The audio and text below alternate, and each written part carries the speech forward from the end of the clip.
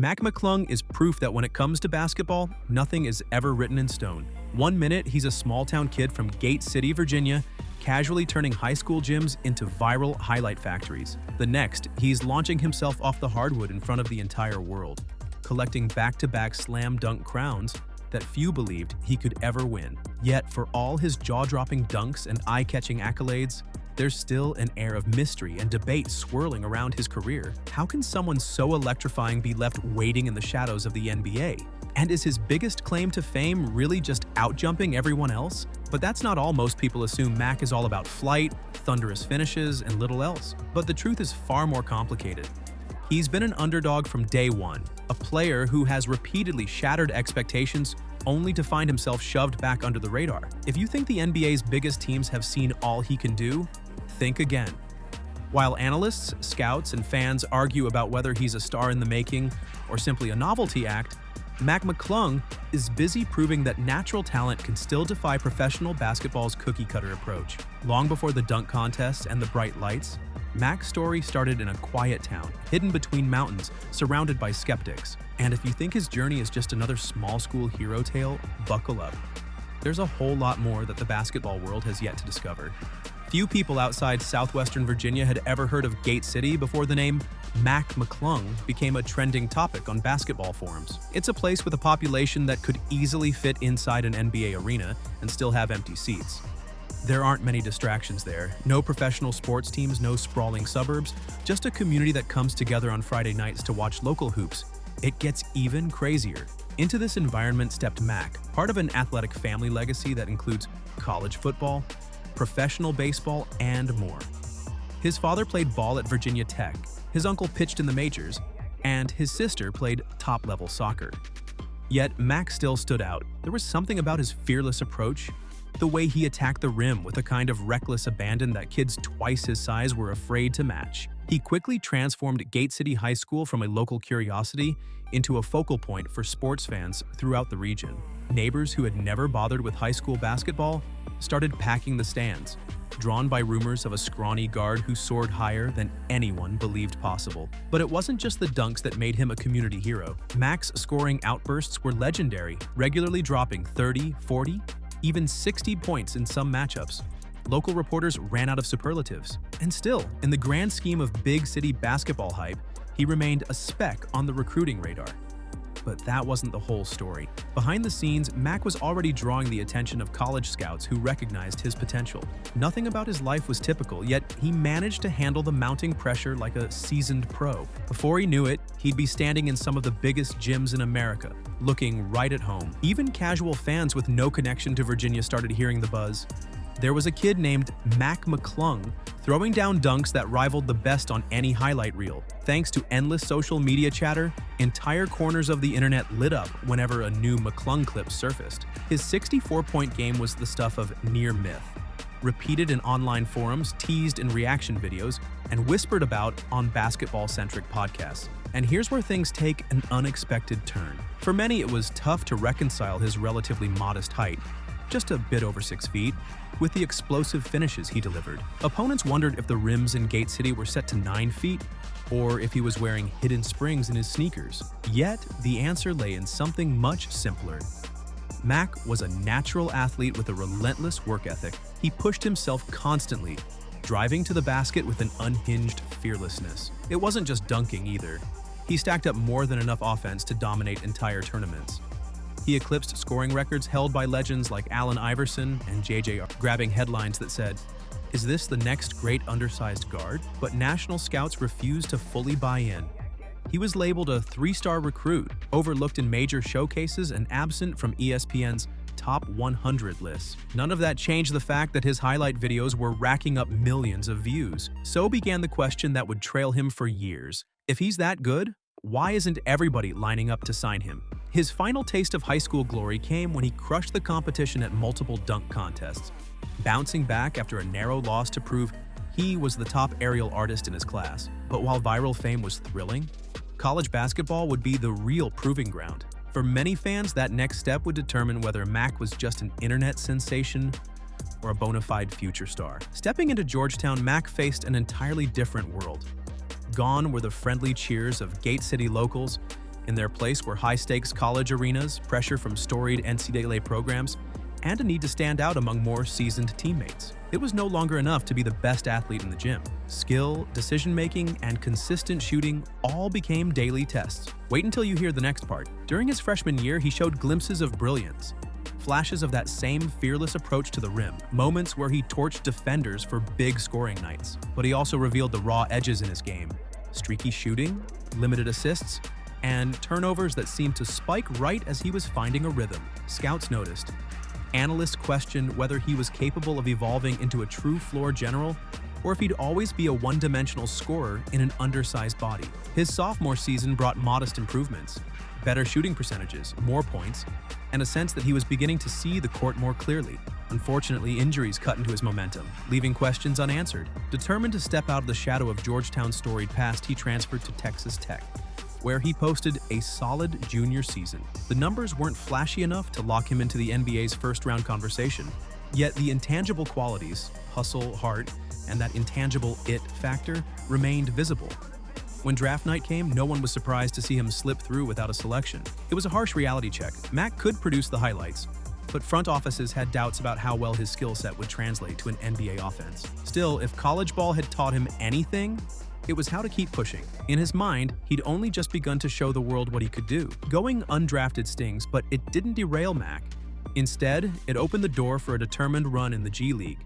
The Los Angeles Lakers tested him in Summer League, pairing him with Austin Reeves on a scrappy upstart roster. In those few weeks, he showed enough ball handling, shooting, and trademark explosiveness to earn a spot on the Lakers G League affiliate in South Bay. Yet there's another twist to this story.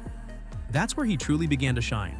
He averaged over 19 points, hovered around 6 assists, and clocked in efficient shooting splits, numbers that normally catch the attention of any NBA front office. He also took home the G League's Rookie of the Year honor, leading many fans to wonder why the Lakers didn't lock him into a more permanent role. A couple of cameo appearances in the NBA highlighted his quickness and creativity, but it was back to square one soon enough. He bounced to the Chicago Bulls, got minimal floor time, then found himself cut again. Summertime brought another chance.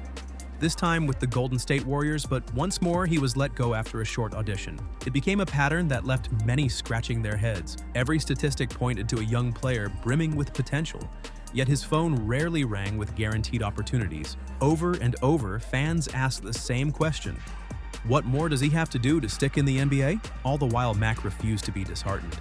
He kept grinding in the G League, and soon another platform would emerge to change the public perception of Mac McClung's basketball identity forever. When the NBA's dunk contest started to lose its spark, few expected the savior to be a 6'2" guard riding in from the G League. And yet, in 2023, Mac McClung became the center of attention at All-Star Weekend.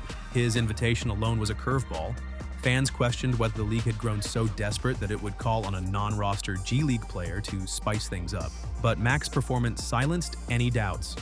You'll never guess what happens next. He soared above the rim like he'd done 1,000 times before, throwing down contest dunks that left Hall of Famers roaring courtside. The crowd went berserk.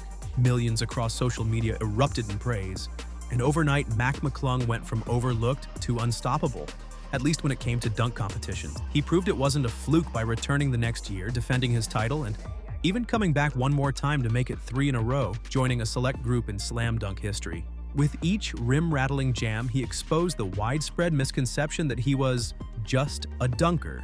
People forgot that in the G League, he was a 20-point-per-game offensive creator who only dunked on rare occasions. Nevertheless, the dunk phenom label grew louder, overshadowing his actual basketball skill set. The spotlight made him a star in the eyes of casual fans, but it also amplified the puzzle.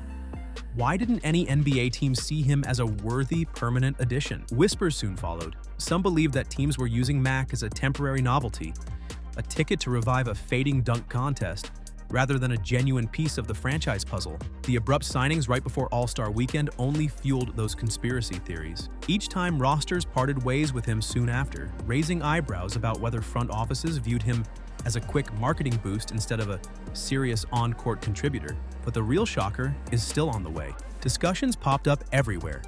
Message boards, podcast segments, TV debates, all filled with speculation. Was it Mac's size? His style of play?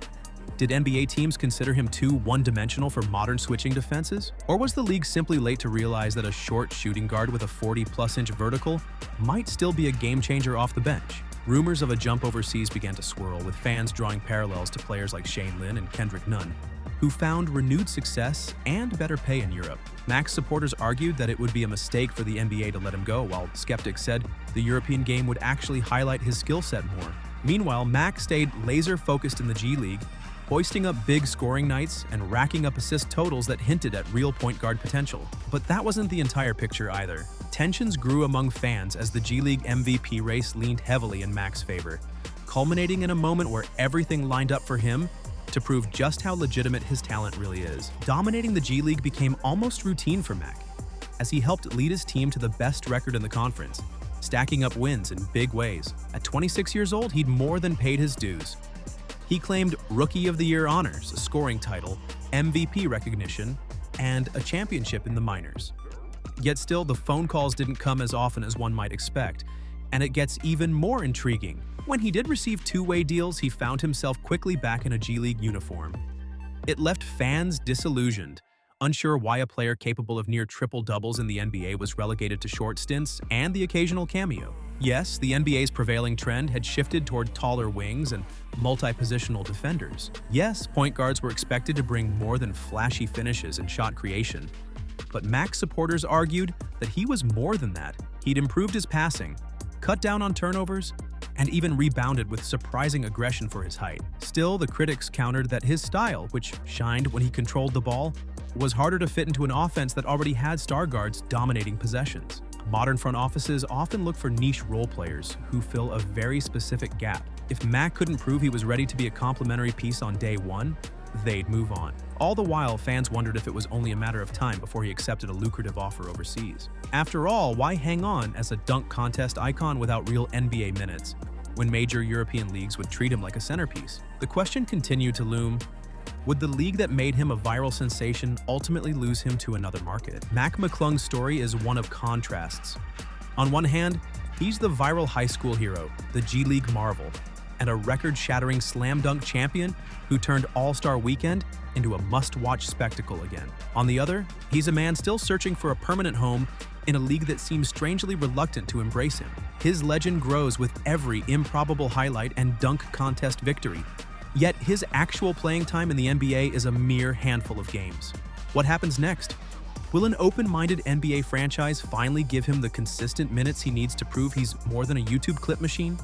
Or will he carve out a new path overseas, dominating a different landscape while fans back home wonder what might have been? All we know for certain is that Mac has never been afraid to shock the system, to fly over the doubters, and to turn naysayers into believers in a single jump. For every time he's been overlooked, he's risen up stronger, literally and figuratively. If he stays the course, there's a chance he'll be remembered, not just as the dunk king, but as the ultimate underdog who forced the basketball world to reconsider its own biases. Whether that comes in an NBA playoff game or on the other side of the globe, one thing's sure: Mac McClung isn't done making people's jaws drop. The only real question is whether the league that watched him jump over the competition will finally let him land a lasting spot where he belongs. Thank you so much for watching till the very end.